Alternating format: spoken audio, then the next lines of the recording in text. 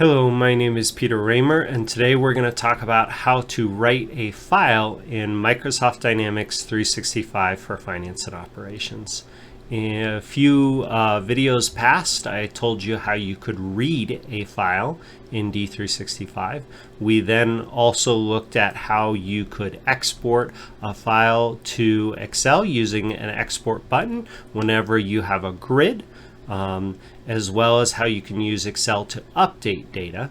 Well, in this video, we're going to talk about how you can actually write X++ code to write to a file. So to kind of regroup and to summarize, there's many different ways to export data out of D365. You can use the data management framework, you can use data entities and OData, you can use Excel, and then lastly you can use X++ code, and that's what we're going to look at today. Many of the other ways of exporting data are great and maybe even preferred if you have those options, if you have a data entity that's already set up to export the data you want, if you've got a grid on the front end that is set up to export the data you want, or you can personalize that grid. All of those are really phenomenal and quick. They don't require any code. But other times you may want to really fine-tune how you're exporting that data and exactly what data you're grabbing. And in those cases, X++ is going to give you the best option or at least the most control to be able to export a file that a user can then directly use. So let's take a look at how that looks. It is a little different than in prior versions of AX. You used to specify maybe a location on a server, so you'd specify the entire folder path, whereas now in D365, because we're working with a browser, we always need the browser to download the file and then the user to go get it. Fortunately, there's a few classes that Microsoft has given us to make this really easy, but let me walk you through the code. Alright, so first thing you need to do is open up Visual Studio in a development environment. The next thing you need to do is create a project. So if you haven't already, go up to File, New Project, and then find your finance and operations template. You won't have these just generally in Visual Studio, but if you're in an Azure hosted dev environment or a virtual machine, you should be able to find this finance and operations X++ project. You'll click next, then give it a project name. So in this case, I called it tutorial write file in D365. You can, call it whatever you want right here. Then you're going to click create to go ahead and create that project. I'll go ahead and exit out since I've already done that. The next thing you want to do is you want to right click on your project and select properties and make sure that the model is set to whatever your custom model is. By default, this may be set to fleet management. That's a base Microsoft model. We don't want to be adding custom code into that model. So you should really create your own model and add your code to that. If you've never created your own model, I've got another video and article on how to create a project as well as how to create a model. So I recommend you just search for D365 create a model, and you should find that. So I've got mine set to Dynamics 365 Musings, and we're all set. You can click OK. Then the next thing we need is we need a class to be able to put our code.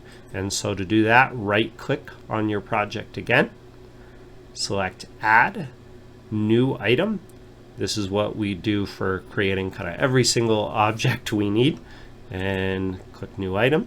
By default, this Dynamics 365 items doesn't always get selected, so you can click it here, and then you're going to be able to see all the different types of objects we can create. So specifically, click on this class, and here you can type whatever the name of the class is. So in my case, I called it tutorial write file. Again, you may use it or name it something a little bit more direct for your purposes, but if you're following along, you can name it the same as me. Then click the Add button to create that class. What that's going to do is create this class with the name and a curly brace, and then at the very bottom it'll have another curly brace. What we're going to go ahead and do is add the code we need to this class to be able to write a file, and then I'll show you a little bit later how we actually call and run this code. So in this case, I typed public void send string as file to user. You can name it whatever you want. I'm just naming it the same as this base Microsoft file or method that I'll get to in a second. Then add an open and close curly brace to get the initial part of the method. And if you click on the article that I link in the description of this video, you can copy and paste this code. There are actually many different types of files. So now that we've kind of created this class, we need to write the code, and there are many different types of files that you can create with text in it. You can create a comma separated file, which is what we're doing here. You could write an XML file. You could write a JSON file. There's a lot of different classes that can help you build the text that goes into that file, but in the end you really are just going to have some string or text that we need to write to a file.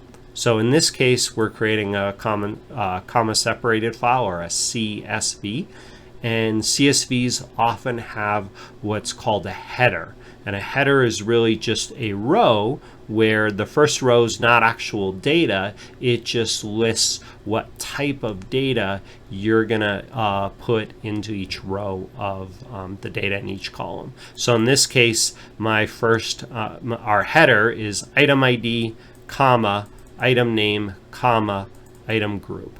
And so we're telling the system, or telling this file, that it's going to have 3 pieces of data separated by columns, and the first column is going to be, or separated by commas. The first column is going to be item ID and contain item ID information. The second column is going to be item name information. The third column is going to be item group, and you'll see that in a second. But then there's one more important piece that we really need, which is an end line character, or a carriage return. And so the way we tell the system that we want it to start on a new line or a new row is to use this /r \n. So /r \n tells the system that we want to start on a new line. And so that's really important that we add to the string that we're starting. Okay, now that we've specified the header of our CSV file, the next thing we need to do is populate it with all the data we want it to have.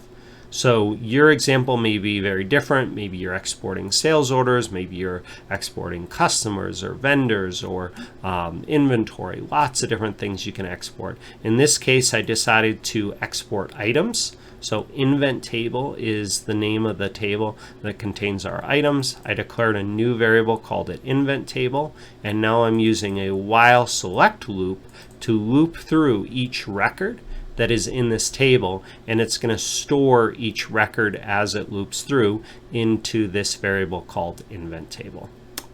All right, now that I've got each record in invent table, I need to add, or I need to read the data I want out of this table buffer and add it to this string to write variable in the format that I expect. So if I was writing XML, I'd probably need some tags. JSON be a little different. With comma separated, I really just have commas. And so I'm going to use this cool little string format function. That's a global function that you can use to help build a string a little bit more easily. But I'll show you kind of what I'm doing here. So basically, I wrote %1, and this %1 is actually going to get replaced with whatever value I have right here. Then I added a comma and a space. Those are really important. Then I added %2, and %2 is going to be replaced with whatever value I pass in as the second parameter. So in this case, I'm doing invent table dot item name and calling that method. I add another comma and a space, really important, and then I do %3, and it's going to be replaced with whatever my third parameter is I pass in. And so you can have as many parameters as you want, and percents. It just keeps going on as long as you want. And then finally, I have this \r\n, which, if you remember, this tells the system to add a carriage return to this string. So in the end, I do this plus equals. What that means is take whatever values are currently in the string to write variable and append on whatever we specify here. So as we loop through each time, it's going to continue to add more text to this string, and each time it basically represents and adds a new row to the data. So if you were curious, we could have written it this way. So if you're unfamiliar with string format, we could have said plus equals invent table item ID plus comma space plus invent table item name plus comma space plus invent table item group ID plus this space and carriage return. So if you're more comfortable writing a string like this, go ahead and do that. String format just is kind of nice to write it that way. All right, then let me explain this one piece right here. So instead of looping through every single record in invent table, because there could be a lot of items and it could take a really long time to export all that data, for the sake of this example, I decided to use a little counter. And once I've looped through 20 items, or maybe 21, it's going to call this break statement. And break is going to tell the system to stop looping through this while select and go on to the next line. So I could have made this 100, I could have made this 1,000, I could have removed this entirely, but I made it just set to 20 to make my export run quickly. All right, so we've got our header, we've got our data populated, and now there's one last piece. And that's creating the actual file, right? That's probably the main piece you're interested in. The good news is, so normally in the past, this may have taken a bunch of lines of code to make work, but fortunately, Microsoft has written this file class for us that makes it really easy to save to a file. So we just write file : because it's a static method. And then we call this method send string as file to user. And this method really takes two parameters. One is the string or text we want to save to the file, so the content. And then the second one is the file name. We could pass in some more, but we don't need to. We just give it the file name. So in this case, again, it's going to save that file to your browser and wherever your browser naturally saves this file. So we don't need to specify a full server path. It's not saving it on a computer. It's saving it through the browser and letting the browser save it where it normally would on your computer. And so I'm just going to call it myfile.csv. This .csv is important because that's going to allow whatever program I open this file in know what type of data it is and show it correctly.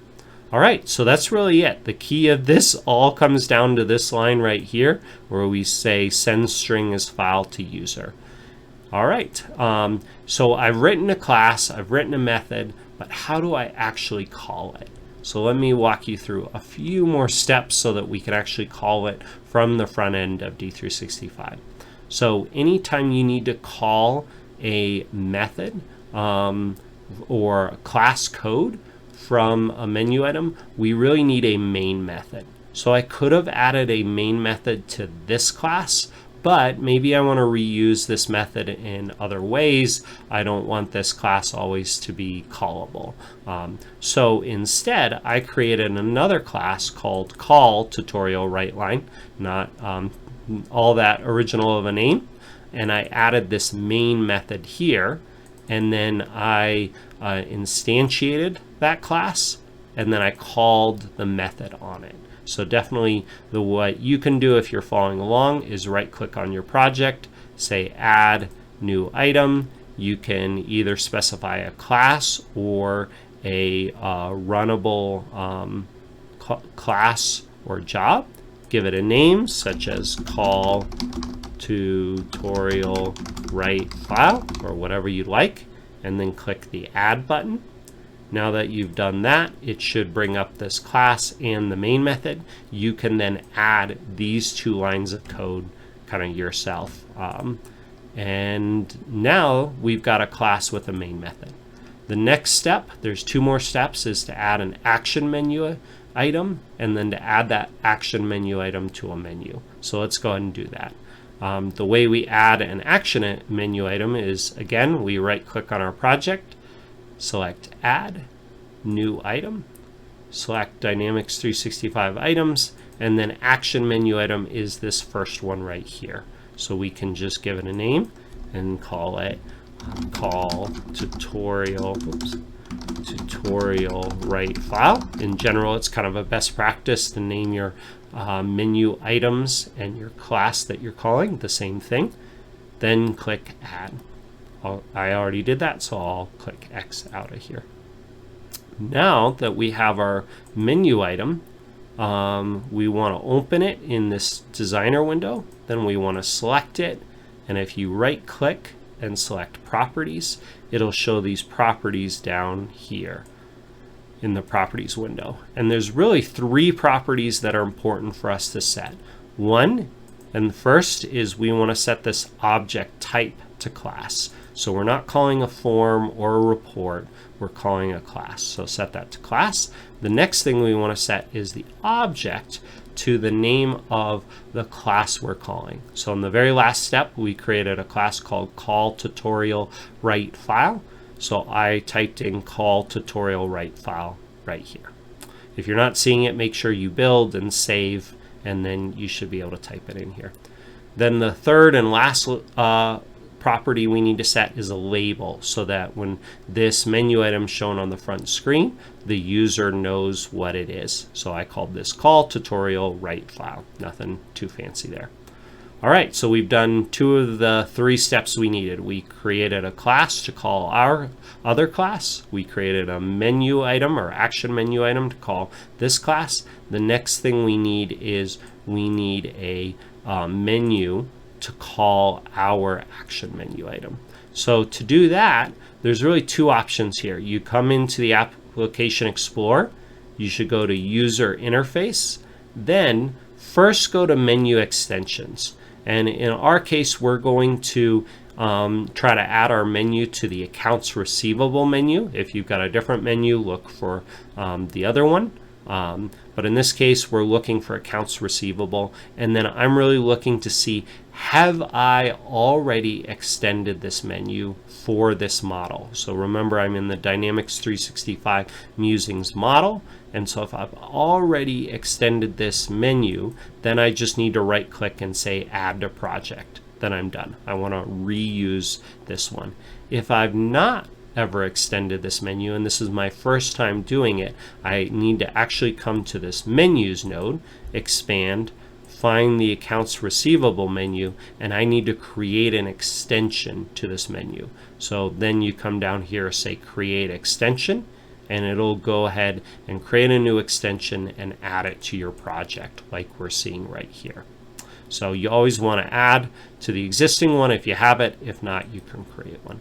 All right, now I can click open, and it's going to open this menu. Everything's kind of going to be grayed out where it's been done in the base product, but then it'll be bold where I've already added menu items. So you can see I've done other tutorials and added to here before. You can always right click and say new submenu if you want another folder, or what they call a submenu. So I created one called tutorials and then write files. You don't have to do that. But then the last thing you need to do is take this action menu item and drag it all the way onto your submenu inside this menu. So you can put it here, you could put it up, up here, wherever you want. But the idea is this action menu item gets here. Once you've done that, a few properties are naturally going to get set for you just automatically. The menu item type is set to action, and the menu item name is set to our menu item. So we don't have to do that. If you had come in here and right-clicked and said new menu item reference, you'd have to set those properties yourself. But by dragging the menu item over, we get those for free. So I definitely recommend you do that. All right, after you've done all that, we can finally demo it and try it out. Click Build, Build Solution, and make sure your code all compiles and builds. Then come back to the browser, come to your D365 environment, and within the environment, go to whichever menu or module you added this to. So in my case, we can go to Accounts Receivable, and then if I come over here to Tutorials and Write Files, I can finally see my action menu item here called Call Tutorial Write File. When I click on that, it's going to think for a second, and very quickly it has already run my code, and it has created my file called myfile.csv. Because I've run this a few times, it's added these parentheses too. I can then click on Show in Folder, and it's going to open up my Downloads folder. It may be a different folder for you where this file exists. And I can see, because it's a .csv and my computer associates these .csv files with Excel, it's going to open this file in Excel. So I'm going to double click on it and go ahead and let Excel open. And there you have it.